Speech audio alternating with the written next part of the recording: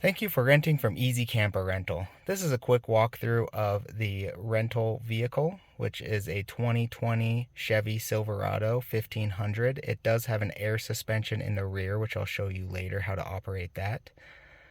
Please note with this vehicle, it is a diesel fuel vehicle, and only put diesel fuel in it. Do not put regular fuel. If you do put regular fuel, do not drive it, as you will damage the engine. So again, only put diesel fuel in this truck. You can use this to tow, and please note that the towing speed limit, regardless of the posted speed limit, is 65 miles per hour.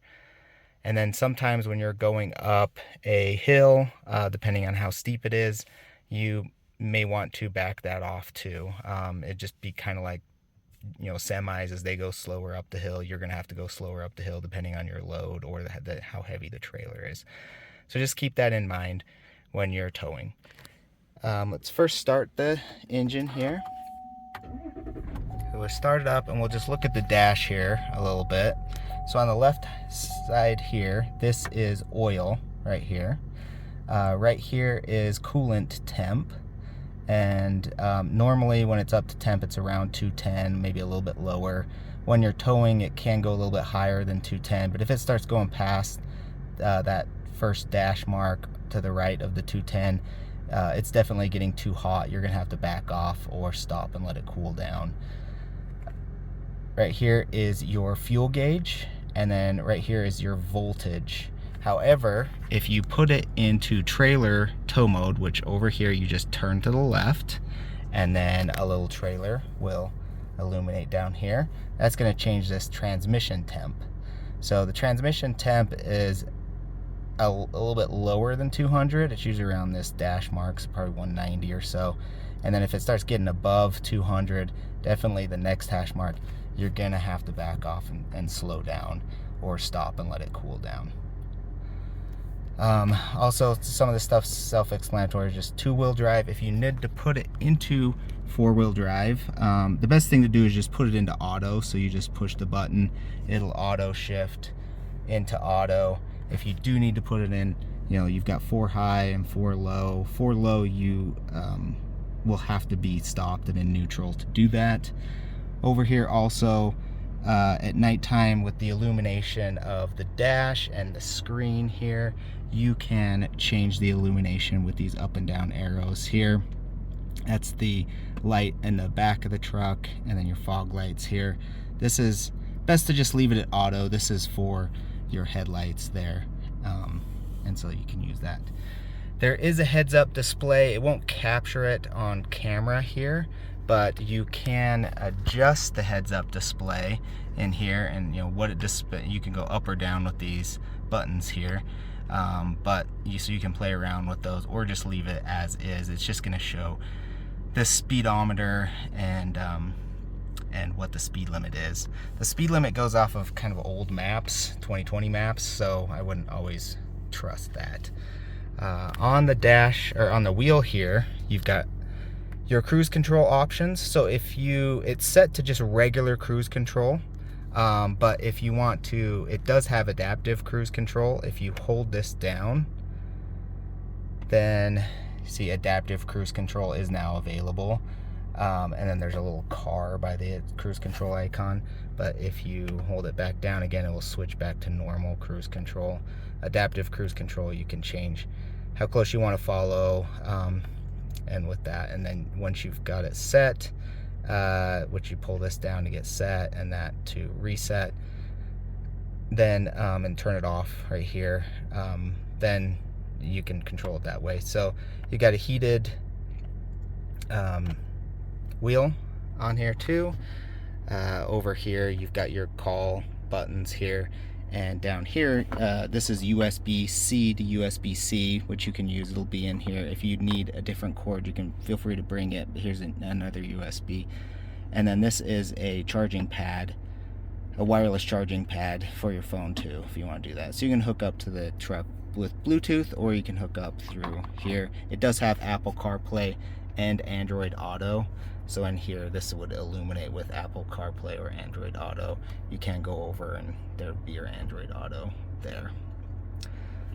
So the truck has tons of different cameras. In fact, the backup camera, or the rear view camera is actually, or a rear view mirror is actually a camera. You can switch it to a mirror if you flip it like that. Now you can see me.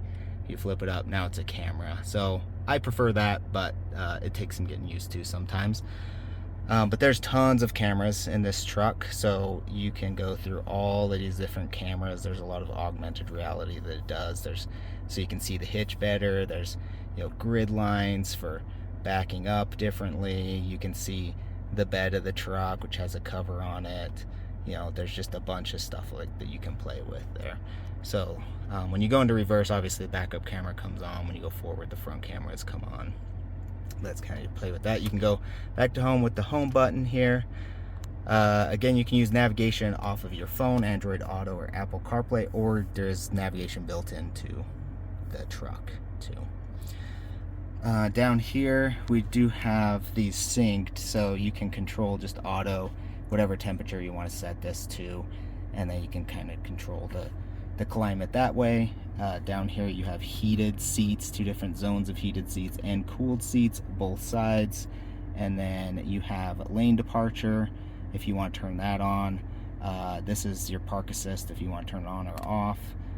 This is auto on off, so the truck will turn off if you like go to a stop sign and stop. It'll turn off and then turn back on when you start to go.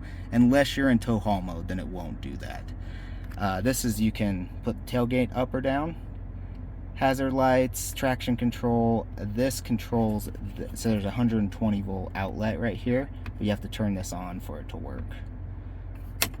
Then you've got 12 volt DC, and then you got hill descent if you're doing any off-roading, which you probably aren't. But right here you have your trailer brake controller. How these work is there's a gain from 0 to 10, 0 being nothing, 10 being maximum. All trailers have brakes on, or travel trailers have brakes on them, but they don't do anything without a trailer brake controller like this. So you'll set the gain, which when you push it, see I'm pushing the up or down, you can see the gain moving up or down by 0.5 increments. Usually best to just start at 5. And then what I do, if you booked a truck and a trailer, it's going to be set to where you need it to be. But if you're towing your own, what I do is I set the gain, and then I start going, I don't know, 5-10 miles an hour max, and I squeeze this together. So what this is doing, this is engaging the brakes on the trailer without engaging the brakes on the truck. So I squeeze this together, and about halfway through the squeeze, about right there, is when I want to feel the brakes on the truck engage. Because what I'm trying to do is get the truck brakes and the trailer brakes to engage at the same time, and that's about around there. So right there, if I feel them engage super early, then I got to turn the gain down. If I feel them not engage at all, I'm all the way down here and I don't feel it at all, then I want to turn them up. And if I get to this point and they're all the way up, then I gotta make sure the trailer's plugged in or the brakes are working or something like that. But you want to half squeeze about 10 miles an hour, feel the brake. That's kind of where you want to feel it. So it is kind of a feel thing, sometimes kind of hard to explain. Other than that, everything's pretty self-explanatory, as it's just a vehicle. But I'm going to go to the outside and show you the air suspension. Okay, the first thing you want to do is you want to get this mini compressor, battery powered compressor, out from underneath the bottom storage area behind the back seat. We're going to go back here, and there are airbags on the suspension that we need to adjust. So it depends on how heavy your load is. So you always want 5 psi. If you're not doing anything, you're just driving around, you want about 5 psi in the airbags. If you're doing more towing, so a heavier trailer, you can go up to like 60 psi or so. You're basically trying to make the trailer or the tow vehicle level while you're towing. So what you do is you take this compressor here, and we're going to turn it on with an LCD screen. I'm not sure, it looks like it's showing. And then we're gonna just set it, you can see right up here what you want it set to. So let's say we're not, just towing a utility trailer or something, nothing too crazy. Then what we would do is go up here, we would pop this on here, like that. And then we just go ahead and push the start button. And you get the idea. It'll actually pump it all the way up to 25 and then just stop on its own.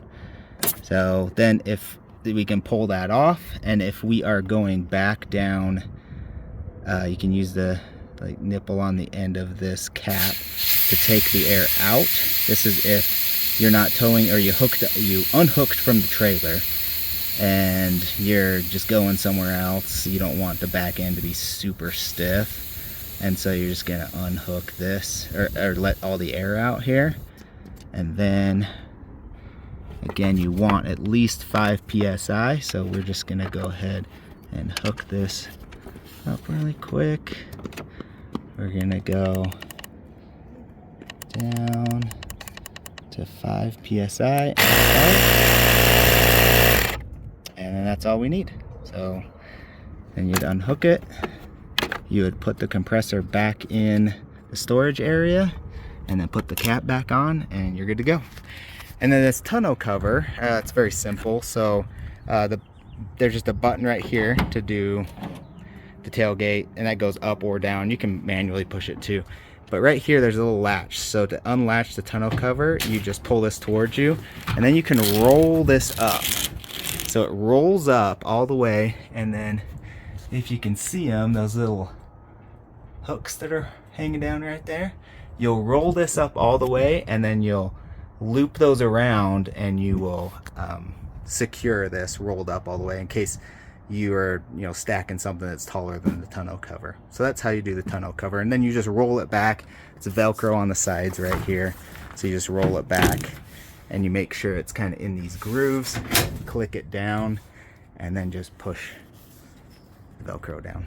And that's all you need to know about the truck. Thank you again for renting from Easy Camper Rental.